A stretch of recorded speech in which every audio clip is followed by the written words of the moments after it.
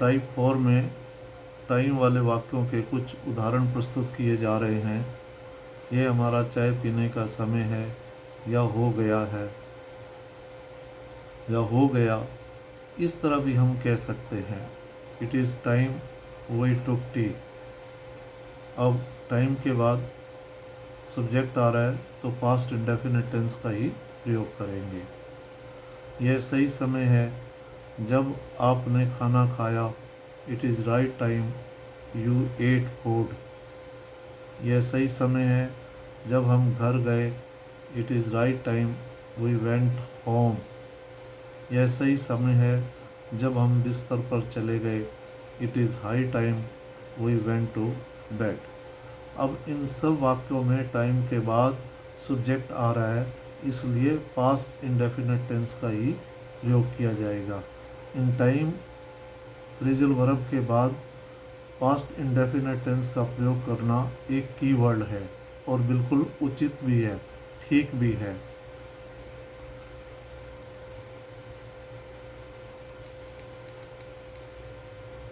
यह सही समय है या ये उपयुक्त समय है जब हमने परीक्षा की तैयारी की, it is high time we should prepare for exam. यहाँ चाहिए की सेंस दे रहा है तो हमने शुड लगा दिया, लेकिन ये वाक्य गलत है। यह सही समय या ये उपयुक्त समय है जब हमने परीक्षा की तैयारी की, it is high time we prepared for exam. ये सही समय है या उपयुक्त समय है, हमने परीक्षा की तैयारी की। ये वाक्य बिल्कुल ठीक है।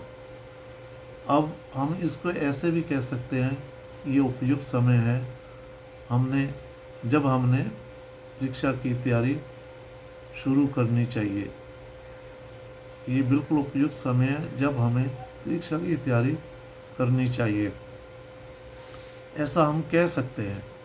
लेकिन ये बिल्कुल उपयुक्त समय है, हमें परीक्षा की तैयारी करनी चाहिए, ऐसा हम बोल सकते हैं। लेकिन वाक्य हम पास्ट इंडेफिनिट टेंस का ही प्रयोग करेंगे। It is high time we prepared for exam. ये बिल्कुल करेक्ट टेंस है 100%। और it is high time we should prepare for exam, भाई शुड का मतलब होता है चाहिए, ऐसा लिखना गलत है। इसका मतलब है ये उपयुक्त समय है, हमें परीक्षा की तैयारी करनी चाहिए। हम हिंदी भाषा में कह सकते हैं, लेकिन ये वाक्य गलत है। उसकी जगह हम it is high time we prepared for exam, ये बिल्कुल उपयुक्त समय है, हमें परीक्षा की तैयारी करनी चाहिए या करें, ऐसा हम कह सकते हैं। यह सही समय है कि सरकार को बलात्कारियों के खिलाफ सख्त कार्रवाई करनी चाहिए या करे। It is opportune time the government should take strict action against the rapist। अब यहाँ पर करनी चाहिए के लिए शुड लगा दिया, ये वाक्य गलत है। ठीक वाक्य ये है, it is opportune time the government took strict action against the rapist। ये बिल्कुल उपयुक्त समय है। opportune माना उपयुक्त समय है गवर्नमेंट को रेपिस्ट के अगेंस्ट सख्त कार्रवाई करे या करनी चाहिए, ऐसा हम कह सकते हैं। लेकिन टेंस पास्ट इंडेफिनिट का ही प्रयोग करेंगे, शुड वाला नहीं करेंगे। It is opportune time the government took strict action against the rapist. ये सही समय है, सरकार को बलात्कारियों के खिलाफ सख्त कार्रवाई करनी चाहिए या करे, ऐसा हम कह सकते हैं। ये वाला जिसमें पास्ट इंडेफिनिट टेंस का वाक्य प्रयोग किया गया बिल्कुल ठीक है।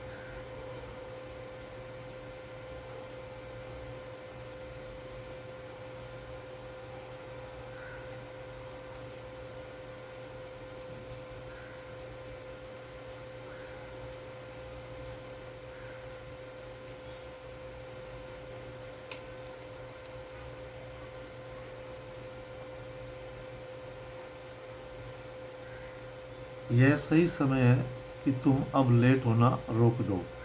It is high time you stopped being late. ये सही समय है कि तुम अब लेट होना रोक दो। It is high time you stopped being late. अब जो यहाँ पर बीइंग है वो क्रियावाचक संज्ञा है। एज ए जीरंड का प्रयोग किया गया है स्टॉप्ड के बाद। अब आप लेट होना रोक दो। अब देर अब एक लेट जो है लेट होना, बीइंग लेट बना लेट होना, रोक दो। तो ये सही समय है, तुम अब लेट होना रोक दो। It is high time you stop being late. एक ऑफिसर अपने ऑफिस में क्लर्क को कह रहा है कि यार आप बार बार लेट आते हैं, अब बिल्कुल सही समय है, आप देर होना अब लेट होना रोक दो, नहीं तो आपके अगेंस्ट कार्रवाई की जाएगी। तो ये सही समय है कि तुम अब लेट होना रोक दो। It is high time you stopped being late. इस प्रकार टाइम फ्रेजल वाले वर्ड्स इन वाक्यों में प्रयोग किए गए हैं और टाइम फ्रेजल वाले